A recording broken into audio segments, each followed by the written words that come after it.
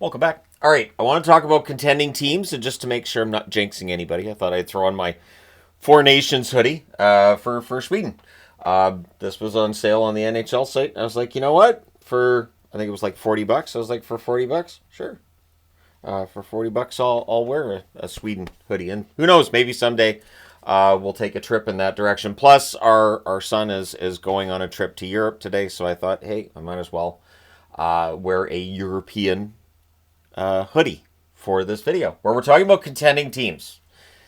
12 teams on this board, and yet you could make an argument for a team or two that's not on the board that maybe should be. Maybe Montreal. You might want to make an argument. Montreal might be a really good dark horse. Maybe New Jersey. New Jersey's had a pretty strong season at points, and if they get healthy for the playoffs. And Ottawa's not on the board either. But I had to cut it off somewhere, so I figured Minnesota has a 601 points percentage. We'll have it with teams with a 600 points percentage and higher. All right. That being said, let us start off talking about the Capitals. The Capitals have a 725 points percentage, and they did clinch a playoff spot last night. Now, since January 1st, the record is 21-5-6, a 750 points percentage, the best points percentage of any team on the board, which bodes well. And not only that, but this month they're 8-2, an 800 points percentage. So they seem to be getting better as the season goes along in terms of their record. It is interesting because when you look at this team on paper, it's a good-looking roster, sure. I don't mean whether they're handsome or not. I mean, sure, there might be some handsome guys. I have no idea. But the reality is that this team on paper doesn't wow you, but on the ice, they're very good. They know their systems. They play them well. Now, right now, if the playoffs ended up as they are currently, they play Montreal in the first round, which could be a nightmare because Montreal, there's no pressure on them. They're a young team. They're an exciting team. They're fun to watch. But yeah, so we'll see what happens there. Now, looking at this month's numbers, because you want to talk about who's playing well as we get ready for the playoffs. Logan Thompson, 5-1 with a 905 save percentage. Charlie Lindgren, 3-1 with a 923 save percentage. The goaltending of Washington's very good. Let's just say in the event Thompson got hurt, I don't think there'd be any panic if Lindgren went in. So I think that does, and then Shepard would be the backup. He'd get called up. If anything, that would cause panic for fans in Hershey because you want to win another championship if you're Hershey. Protas has been the leading scorer for this team this month in 10 games, 6 goals, 6 assists, 12 points. Tom Wilson, 10 games, 4 goals, 8 assists, 12 points. So really strong numbers there. Mangiapane, though. So one thing I wanted to do was pick a guy from each roster that I said, you know what? In a playoff game, he could score a big goal. Mangiapane, 10 games, 1 goal, 3 assists, 4 points. So not necessarily the big star players, because otherwise I'd just put Ovechkin up there and just call it a day. Spencer Carberry as a coach, I think probably learned a lot with last year's first-round exit against the Rangers.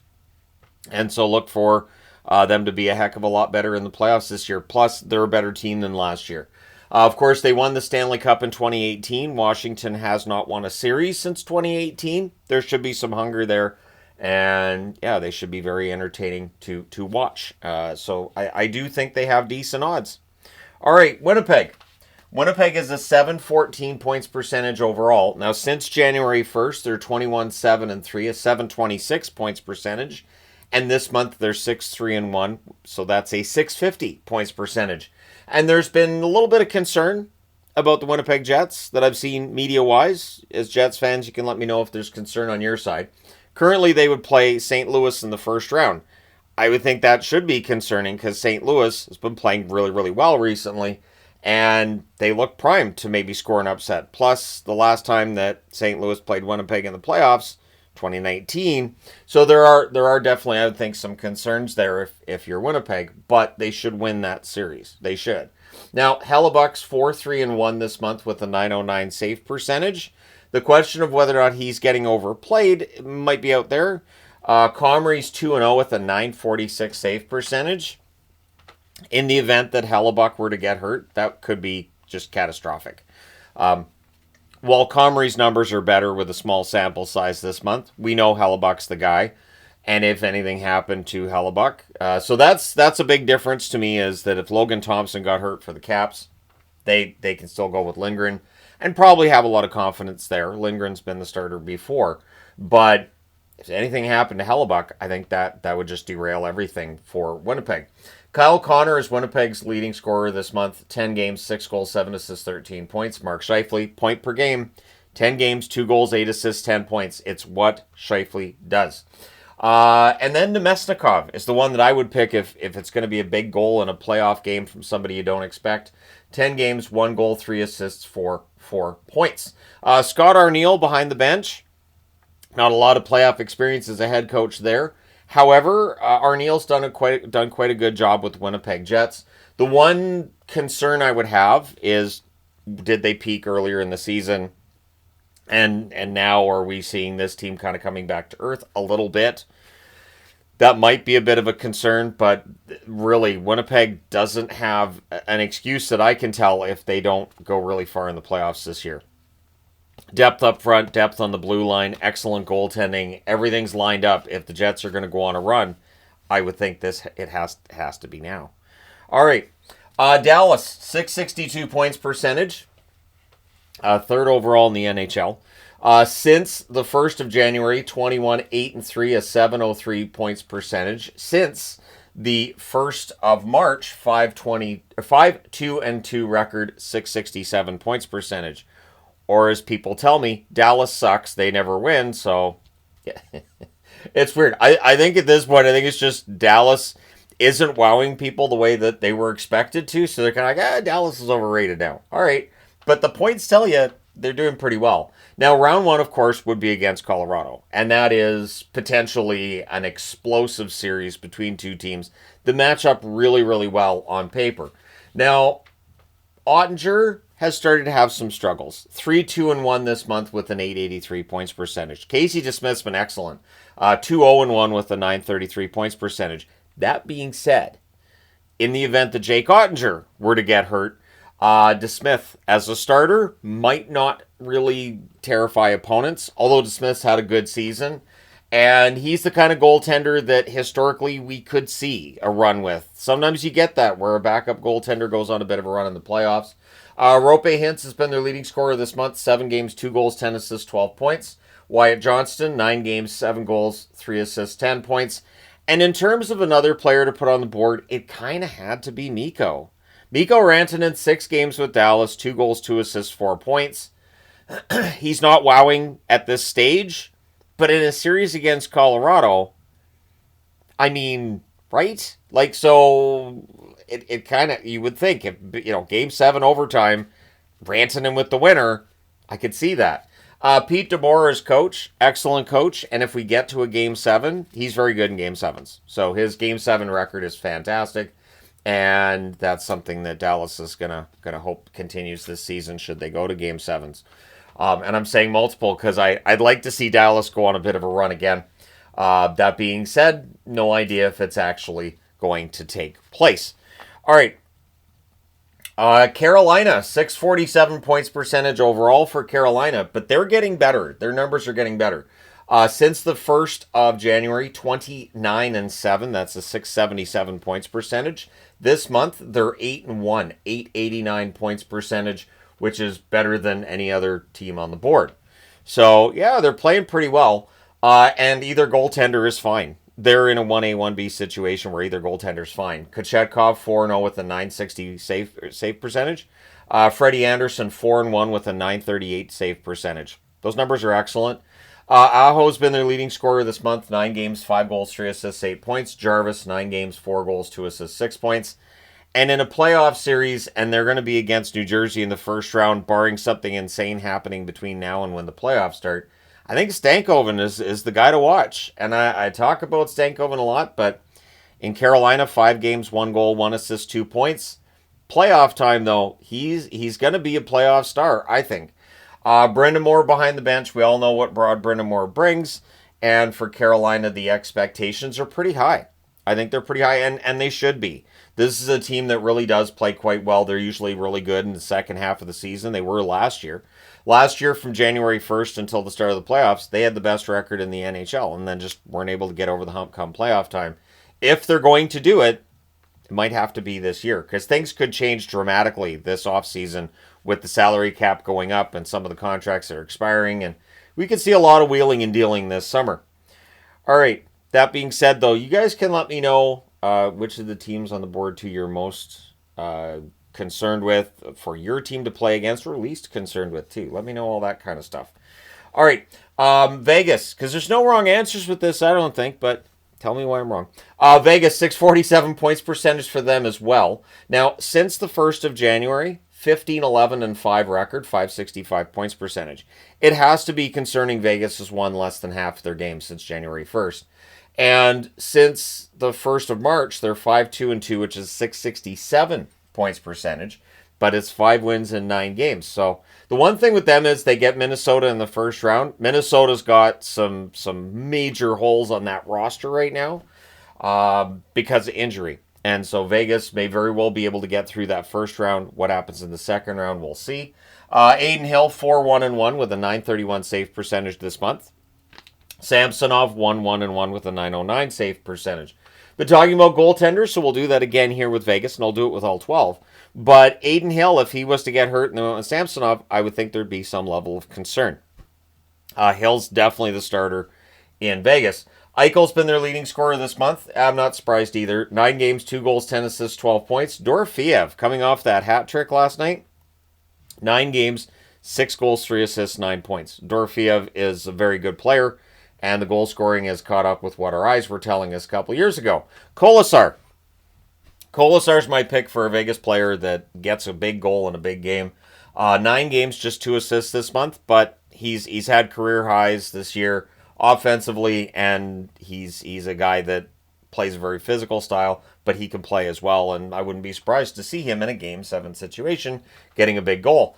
Bruce Cassidy, one of my favorite coaches in the National Hockey League. I never agreed with Boston getting rid of him, so I'll just say that here. And he won that Stanley Cup in 2023.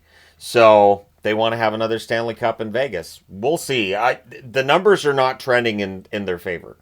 And I mean, they're without Shea Theodore. If Theodore was able to come back for the playoffs, then I think that helps their chances. But still, Vegas just they don't look the same as they did going into the 2023 playoffs, certainly. Florida, 630 points percentage, they and Toronto. This is interesting. Because I wanna get into this, but all right. So Florida and Toronto have the same points percentage overall. They also have the same record since January 1st. So what's interesting to me is that these are perceived differently. So we'll talk about Florida first. They are the defending Stanley Cup champions. That's a big part of how these teams are perceived differently.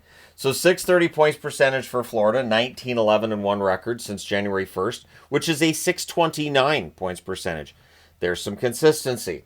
6-3 this month, 667 points percentage for them. So Florida is playing well. Bobrovsky, 5-2 this month, 943 save percentage. Vanacek, 1-1, 944 save percentage. There's teams that had Vanacek before that would look at those stats and go, Vitek? It's Vitek Vanacek, right? But he's playing well in Florida. It's another good find for Florida so far. Barkov, 9 games, 5 goals, 4 assists, 9 points this month to lead the team in scoring. Reinhart, 9 games, 2 goals, 7 assists, also 9 points. Evan Rodriguez is my pick for a guy to get a big goal in a game for Florida in the playoffs. 9 games, 1 goal, 1 assist, 2 points this month. Paul Maurice behind the bench. We know he's one of the best coaches in the National Hockey League. And, I mean, Florida, they're going to want to try to repeat because that's what you want to do. Tampa Bay had back-to-back Stanley Cups. So Florida, you can't have them holding that over your head, so they need to win another one. Florida's going to have to deal, too, though, with the fact that they've played a lot of hockey over the last few years, and that wears you down because you don't have the same length of off-season as some of the other teams do.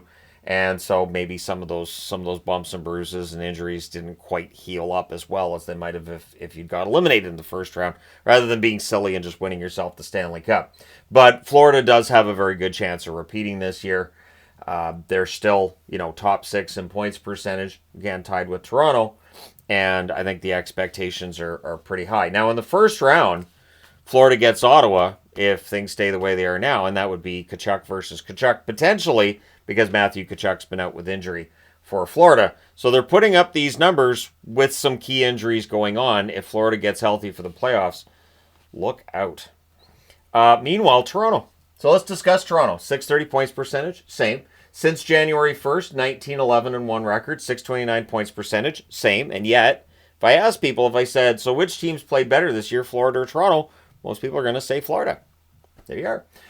They're 5-4-1 this month, are the Toronto Maple Leafs, so that's a 550 points percentage. So definitely this month, Florida's been better than Toronto.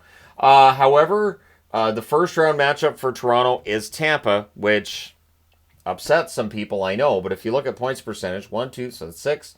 So that'd be 7 versus 8 in points percentage. Again, with Florida having the tiebreaker on Toronto. So it's not as egregious as it sounds to people because it's Tampa. People just look and go, well, that's Tampa. They've won the Cup twice, so that's a terrible matchup in the first round. But at any rate, Woll is starting to look like he's going to be the guy in the playoffs. 4-1 record for him, 899 points percentage. I also should have mentioned for Bobrovsky, in the event that he got hurt for Florida, there'd be panic. There'd absolutely be panic. It's one of the reasons why them trading night was a bit of a head scratcher for me. But Toronto, Woll, and Stolarz, I don't think it's going to matter, but I think Woll's going to be the starter. 4-1 this month, 899 save percentage. Stolarz 1-3-1 with an 881 save percentage. So Woll's been the better of the two this month. I would think he's going to be the starter for game one. But between now and a month from now, things can change dramatically. Nylander has been the leading scorer for Toronto this month. 10 games, 4 goals, 10 assists, 14 points. Austin Matthews, 10 games, 6 goals, 6 assists, 12 points. He's been heating up. That's good news for Toronto fans. Robertson is the one I'm picking as a guy who's going to get a goal in a big game in the playoffs. 8 games, 1 goal, 2 assists, 3 points. Let's be honest. If Toronto's going to go anywhere in the playoffs, they're going to need that depth scoring to show up. And so I really think that's going to be key for them, is to make sure that teams can't just say, look, we'll shut down the top guys and then they don't have anything, which it feels like has happened to Toronto before. So Craig Berube's the coach. It's his first year. I think that's raised the expectations as well. But the idea that they'd have to play Tampa in the first round or Florida in the first round if Tampa Bay passes them, that is to be considered a little bit terrifying. I did see an article like, who would the Leafs rather face? And I didn't even click on it because I'm like, that's going to be between the two Florida teams. I don't know. Pick your poison. There is no easy path to the Stanley Cup. None. There's no such thing as an easy path to the Stanley Cup. All right, speaking of which, Tampa. Tampa knows there's no easy path. 625 points percentage this season. Since the 1st of January, 20-11-3 record, 632 points percentage. So slightly better points percentage since January 1st than Toronto and Florida. Just, it's very, very close, right? So again, they in the first round would play against Toronto. This month, they're 6-3-1. That is a 650 points percentage over this month. Vasilevsky, 5-3, 903 save percentage. I do think there'd be some panic if something happened with Vasilevsky. Johansson, 1-0-1 record this month, 919 save percentage. But in the event that Tampa had to go to him as the starter in the playoffs, for injury reasons, that would definitely cause a lot of concern. Kucherov, 9 games this month, 2 goals, 8 assists, 10 points. He's not going to get to 100 assists this year, but he's still probably going to end up with like 85. So ridiculous numbers from Kucherov. Gensel, 9 games, 6 goals, 2 assists, 8 points. Jake Gensel's been a really good fit in Tampa.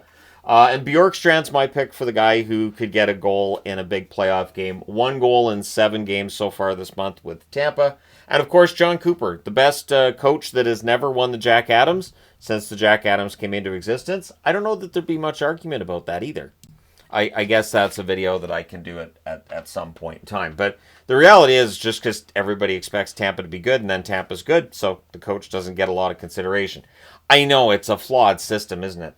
Can you imagine if it was like, well, we didn't give the Vezina to that goaltender because we knew he'd be good, so we gave it to the guy that was surprising that he was good. Just doesn't work for any other award. All right, Colorado, 621 points percentage so far this season. Since the 1st of January, 19-10-3 record, 641 points percentage, and Colorado looks excellent. 7-1-1 this month, 833 points percentage during this month, which puts them just second behind Carolina of all the teams on the board, and a little bit ahead of Washington. So, yeah, Colorado's playing well. Last night showed.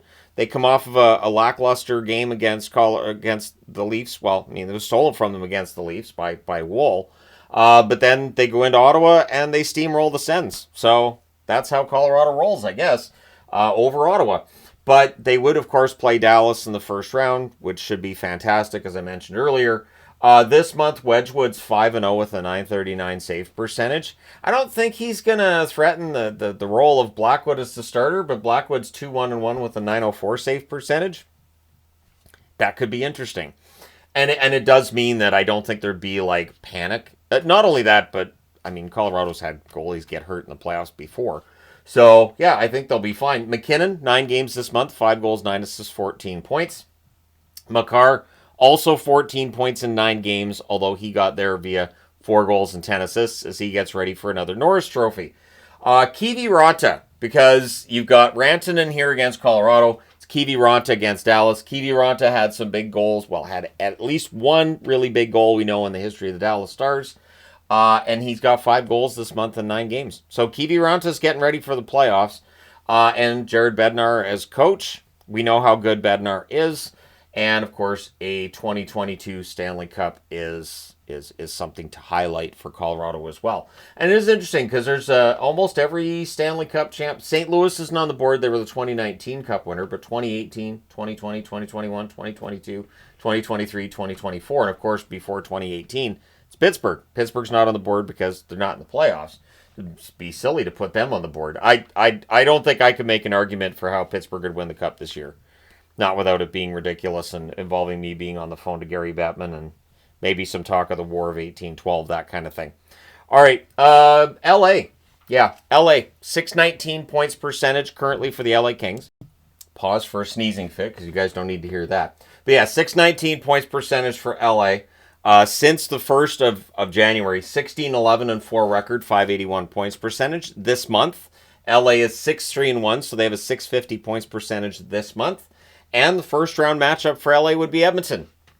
So we're all surprised that Edmonton and LA could meet each other in the first round. Not really. But at any rate, with that 6-3-1 record, Kemper's been excellent. 5-2-1 record, 941 save percentage. Riddick, little shakier than Kemper for sure. 1-1 with an 864 save percentage. So if Kemper was to get hurt, that would be panic stations for LA, and rightfully so. I can't make the argument that if Riddick was your starter going into the playoffs, that wouldn't be concerning, comparatively speaking, especially with Darcy Kemper, who does have a Stanley Cup from his time in Colorado. So we'll see how that plays into things for Kemper with the LA Kings this year. But things look pretty good. Kopitar's been their leading scorer, 10 games, 3 goals, 4 assists, 7 points this month. Fiala right there with them, 10 games, 2 goals, 5 assists for 7 points. Byfield's got 6 goals in those 10 games, no assists, so he's not the number one scorer. Foegele is the one that I think is going to be key to watch against Edmonton. 10 games, 2 goals, 3 assists, 5 points. But not just because he's against Edmonton, it's because, to me, Warren Foegele is a playoff type guy. He's the kind of player that, with the style of hockey he plays, it does lend itself to success come playoff time. And Jim Hiller behind the bench. This is a big year. If the LA Kings go out in the first round again, and if it's listless against Edmonton, they could very well make a change behind the bench. It's the easiest thing to do. The easiest thing to do is just go, we've changed the coach. So we'll see how things go this year. The Oilers, 616 points percentage overall since the 1st of January. 18-12-2 record, 594 points percentage. 6-3-1 this month, 650 points percentage. So same record, 6-3-1 as LA, as Tampa's got a 6-3-1 record as well. Winnipeg's got a 6-3-1 record. A lot of contending teams around that same number. Of course, round 1 would be against LA. I don't have to tell Oiler fans about how LA works because I'm sure everybody in Edmonton is well aware of how things work playing against the LA Kings. Pickard, 3-1-1 this month, 925 save percentage. Skinner's 3-2 with an 881 save percentage. Could they go to Pickard? I had that thought last night. Last night, of course, I guess was a concussion spotter removed Skinner, but could they go to Pickard? Could Pickard get some playoff looks this year, like legitimately? Because I do think he's outplayed Skinner at certain points. And so if Skinner was hurt, would there be more concern with Pickard, or would it be the same? I think it would probably be roughly the same. I like Pickard. I don't know about a playoff run, but hey, Skinner took him on one last year. McDavid, their leading scorer this month, 10 games, 4 goals, 12 assists, 16 points. He's currently listed as day-to-day. Draisaitl, 9 games because he missed last night's game. 5 goals, 8 assists, 13 points. And Jeff Skinner, I'm picking as the one to get a big playoff goal because playoff games for Jeff Skinner could be fun and he might be really excited. So he has 7 games played this month, 2 goals. I would not be surprised to see Jeff Skinner get a big goal because it'd be a great story too, right? He hasn't played in the playoffs in his career, and now he finally gets in, gets a big goal. It just kind of writes itself.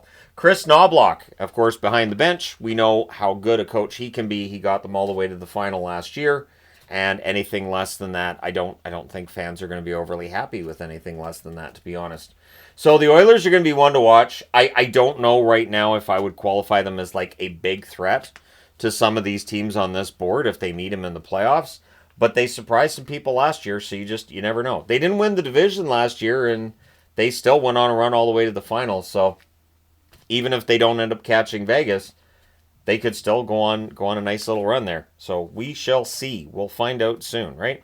And lastly, Minnesota. Minnesota has a 601 points percentage overall. Since the 1st of January, it's been a bit more of an issue, and honestly, it's injuries, right? 16-14-1 record, 532 points percentage. So that is the lowest points percentage on the board. They would play Vegas in the first round. None of this lines up very well for Minnesota. I'm not going to pretend that it does. But this month, they're 5-3-1, 611 points percentage, and that's with key injuries. That's without guys like Brodin and Eriksson Ek and Kaprizov and others. There are definitely others on the list. Now Rossi's listed as being, day-to-day and doubtful and all this fun stuff. Gustafsson this month's been very good. 5-2-1, 940 save percentage. Fleury 0-1 with a 905 save percentage. In the event Gustafsson got hurt, I think there'd be concern. However, if Marc-Andre Fleury goes into the net in playoffs for Minnesota, and if they secured an upset victory over the Vegas Golden Knights, might have to make a movie about that if that was to happen in his final season. I mean, you kind of have to make a movie out of it, right? Keanu Reeves could play him in the movie. Like, it'll work. Spurgeon, the leading scorer for Minnesota this month. 9 games, 1 goal, 6 assists, 7 points. And Hartman, second on the scoring list. 8 games, 3 goals, 3 assists, 6 points. And so if you're looking for a playoff hero, almost anybody on this team would be considered an underdog. So you can go with Kaprizov and Eriksson Ek, making a return, hopefully before the regular season's done, and maybe getting big goals in the playoffs, and Minnesota finally gets over the hump, especially if it was against Vegas. And then, to me, Middleton. Middleton just has 1 goal in 9 games so far this season, but Middleton's a lot of fun to watch this year, and I wouldn't be surprised to see him get a big goal in a playoff game. John Hines behind the bench. I don't think his job's in any kind of danger at all, especially considering all of the issues Minnesota's had to overcome with injuries and with the fact that they have a lot less cap space than other teams because of buyouts and whatnot. So, yeah. If Minnesota secured just imagine if Minnesota knocked out Vegas in a first-round matchup, and if you did have Marc-Andre Fleury playing in that clinching game, Kaprizov has a huge goal, you could turn that narrative around with the Minnesota Wild with the players that they have and what they are able to do, but we'll see. Let me know your thoughts in the comment section below about which team you're most thinking is ready for the playoffs, and which one you're hoping between now and April 19th gets their act together, or just needs to get a little healthier. Let me know your thoughts. Like and subscribe if you haven't done so already. Thank you guys so much for all your support. It's greatly appreciated. I will talk to you again soon.